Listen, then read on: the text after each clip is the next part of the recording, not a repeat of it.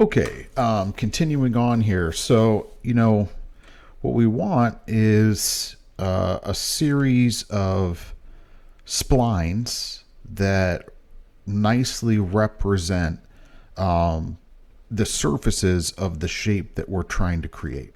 So rather than using the untrimmed version of the surface, if we look back here at the trimmed version of the surface, you can see that the edge is going to be nice. So what I'll do here,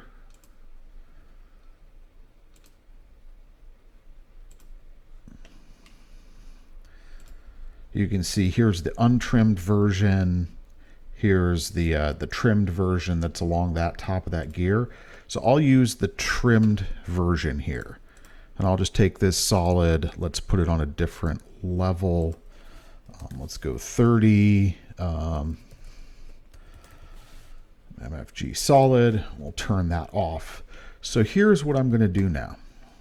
I am going to create either some flow line curves or some constant parameter curves.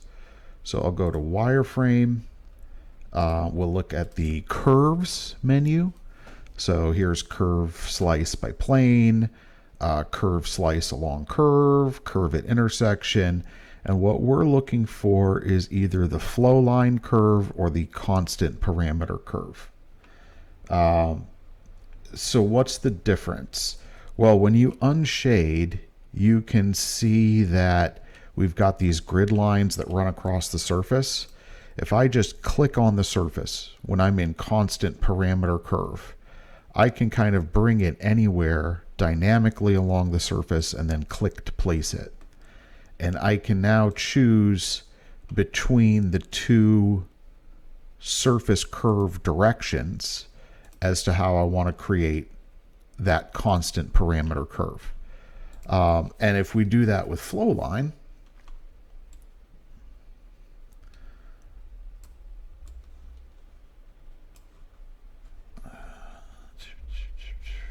bring this back here.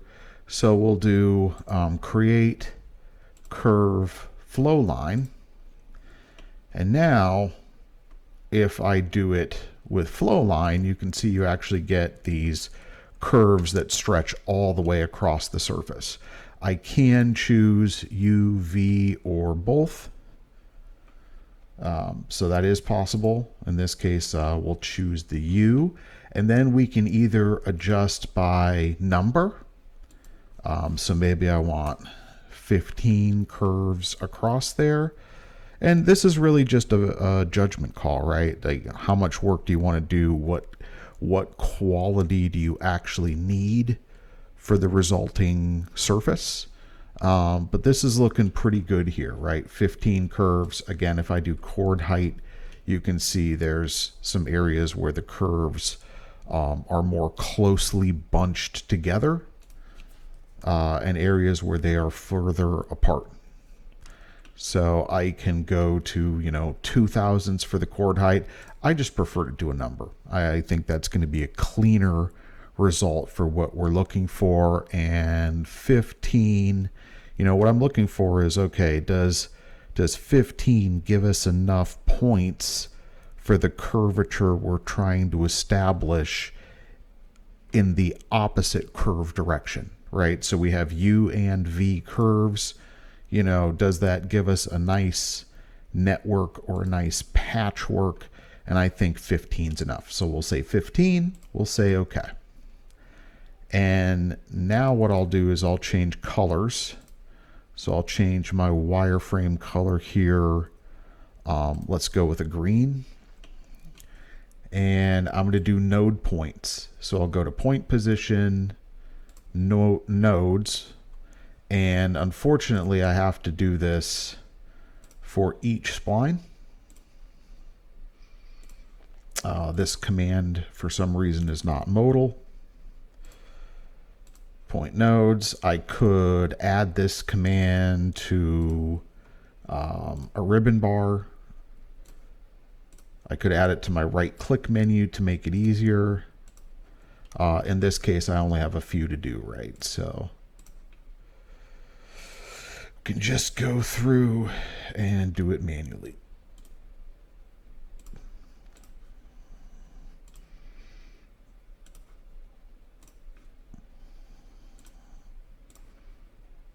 Okay, 3 more to do.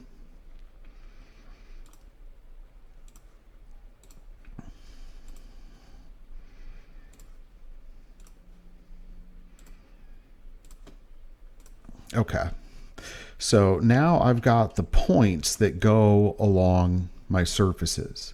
And what you can kind of see when you look at the point distribution is there's an area up here where it's mostly flat.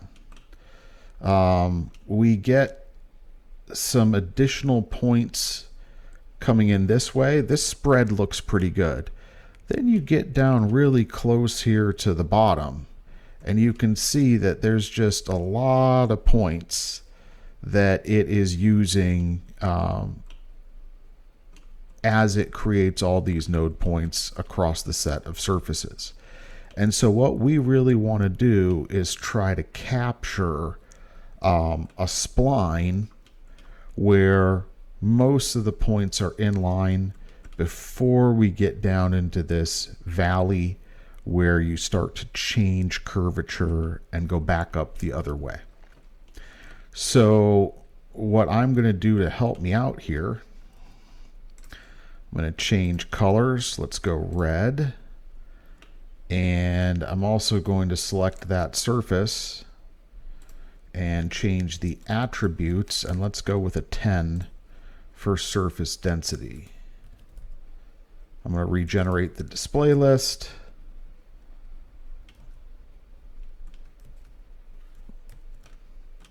And let's go view. Let's go back to wireframe. There we go. So what I'm looking for is, where's a good point, a good spot that's going to be high enough up here where we can still get like a good spline drawn, but we're essentially going to ignore the points that are in here. So what I'll do with my wireframe set to draw in red, I'm going to go to wireframe, create curve, create constant parameter curve. And I'm going to click on the surface and just kind of drag my cursor to the point where I think I'm getting a nice constant parameter curve. So is this one too close? I mean, it's looking pretty good in here. But then you come down here, you can see there's a little more. I mean, it's still got the same kind of bend here to the curve. But what we're trying to do is say, all right, we're going to eliminate a bunch of these points that are in the area where it changes curvature. Kind of how high up do we need to go for the trimming to get what we want? So what I'm going to do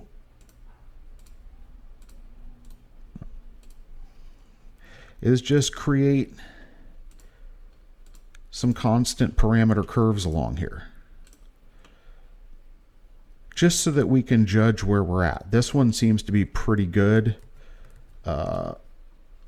for showing us where the center is. Okay, that one right down, it's kind of right down the middle.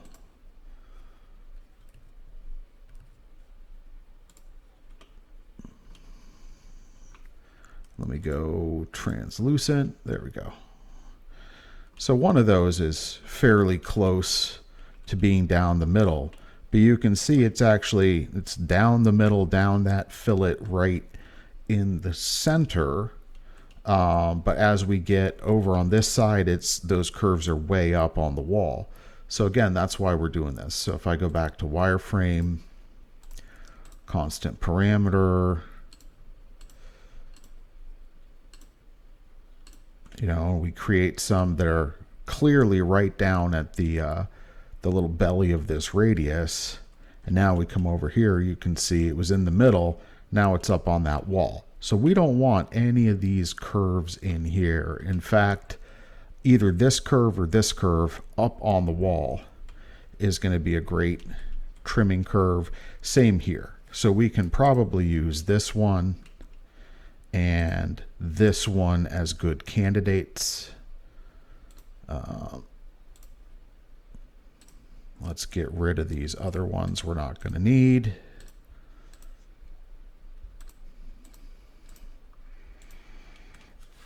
So we'll delete those out. And now what I'm looking to do is I'm looking to judge, okay, this one starts kind of high on this wall, goes towards the fillet, but it looks good. Same deal, but opposite. This one kind of starts high on this wall and then goes along, and still a little too close for my liking. So let's do another constant parameter curve. That one's probably good.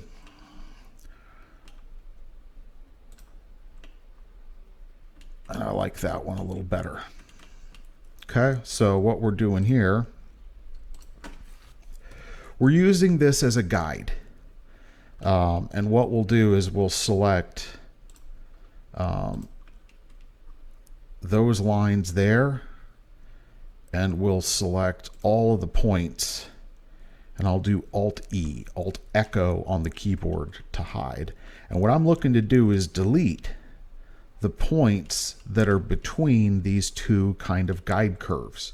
So which side you're trimming on depends on, you know, the orientation. So what I would do is just kind of start out. We know we want to get rid of all these points. So I'm just, you know, grabbing, you know, a view that's approximately down the center here. I could, for example, look at this in front view. And I'm just going to window select, not every point yet, but the ones that are kind of right down the center.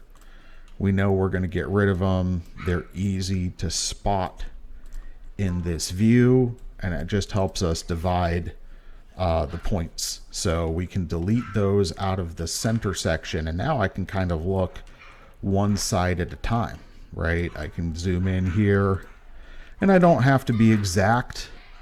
You know, if I go over by one, it's not the end of the world, because this is just going to give us our direction here. And I'm just deleting out all these extra points that we don't need.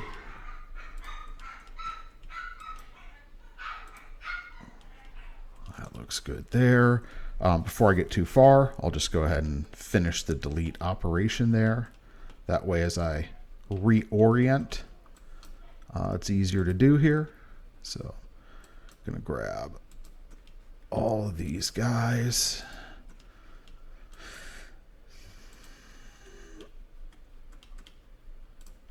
Make sure we get everything. And like I said, if you miss one, if you go over a little bit, it's not the end of the world. But using this little guide curve does mean it's easy to get kind of splines that show the correct shape. So now I'll rotate over to the opposite side. And same thing, right? I'm just using the view to try to determine which points are above and which points are below my constant parameter curve that I just sketched on that surface.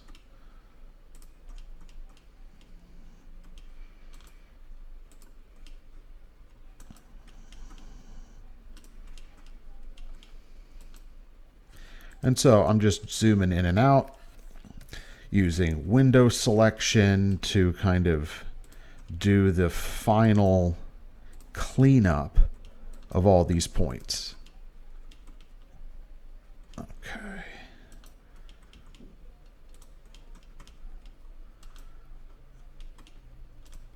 And one more. All right, so we delete those. So now what we've got is this series of points that are in line, and I'm going to set blue to be my geometry construction color. Let's save it since we've had some progress. And now I'm going to go into spline automatic. And so with spline automatic, you select your first, your second, and your last curves.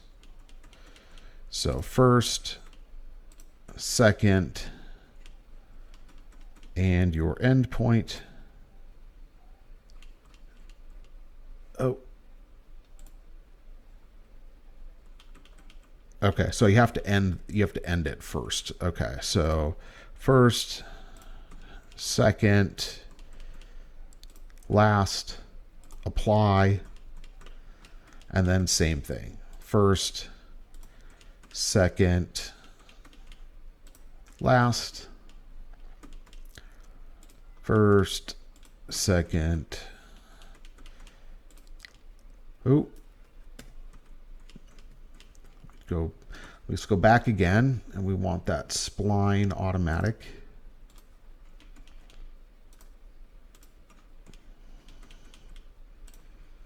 Apply. First, second, last, apply. First, second, last, apply, and I'll keep doing this for the remaining points.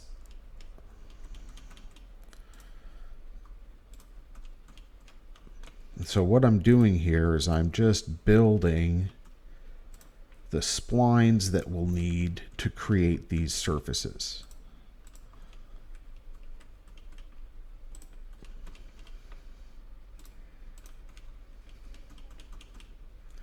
And if we've done it right,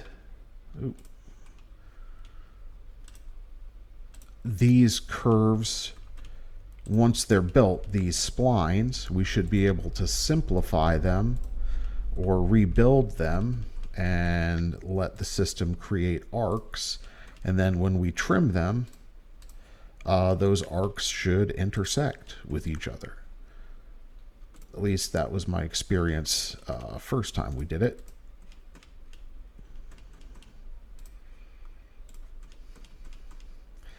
Almost done with the first side.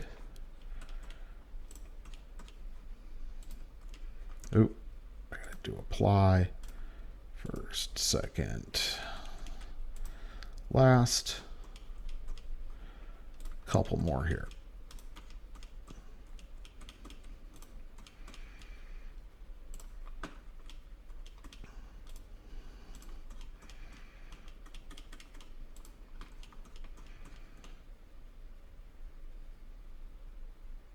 All right, looking pretty good.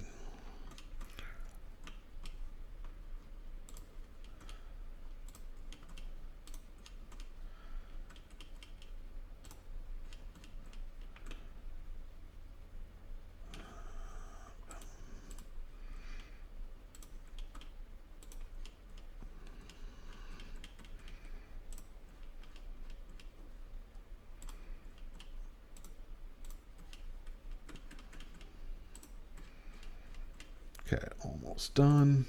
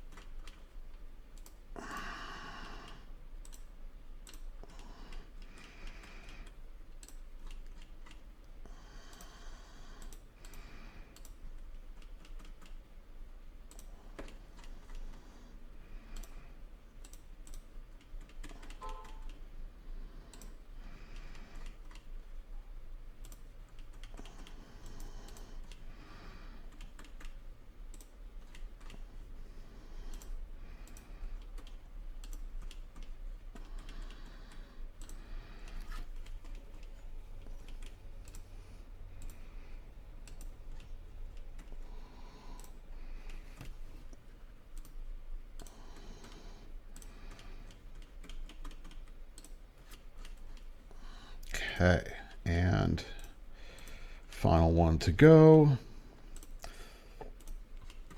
Beautiful. So now we've got these splines. I'm going to grab all the points.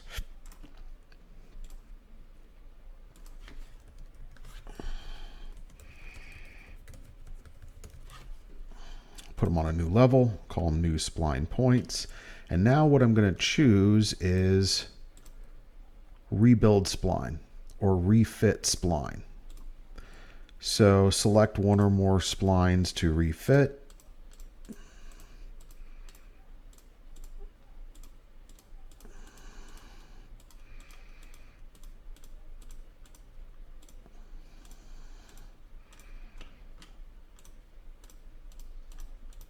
Choose my splines here, and we'll say that original spline we want to delete.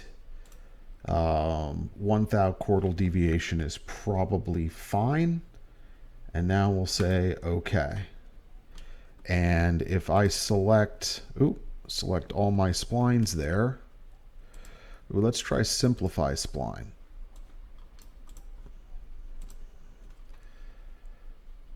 Let's give it a 2/1000 tolerance.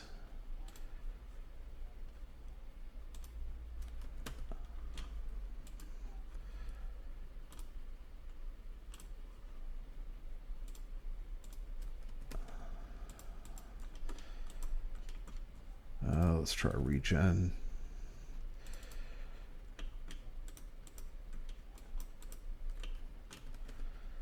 Let's do this. Let's save.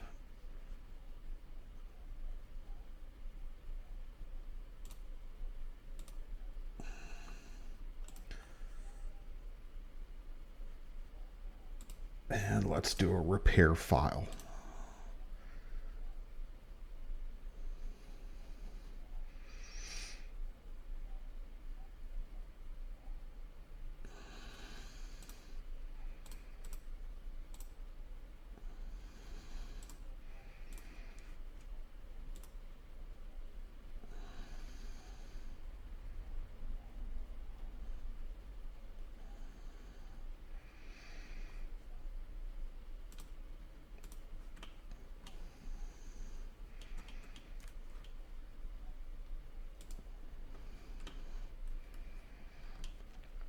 Okay, and so what we've got now, we've got a situation where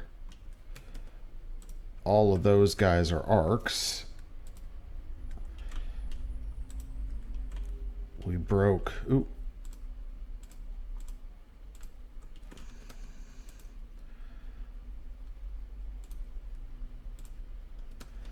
let's grab all arcs again. And let's move those. I'm going to move those to a new level. Simplified splines.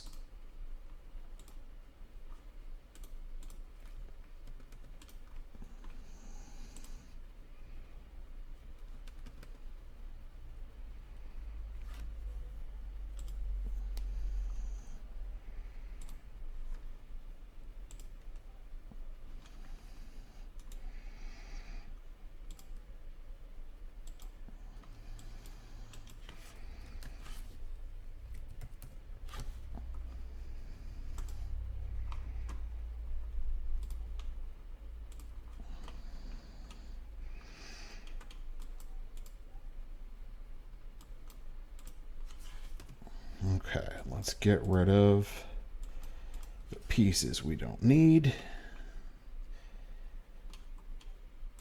which should be all of that there.